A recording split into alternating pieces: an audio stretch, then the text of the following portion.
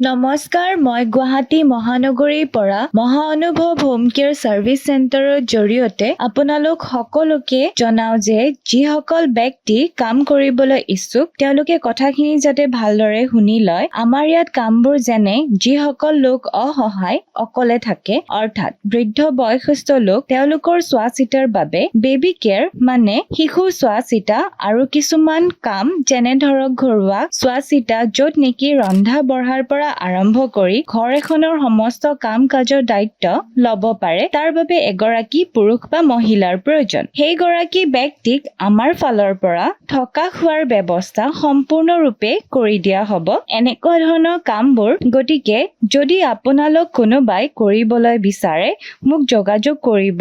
যোগাযোগৰ বাবে ফোন নম্বৰটো মই ভিডিঅ'টো স্ক্ৰীনত দি দিছো, মোক কন্টেক্ট কৰি ল'ব।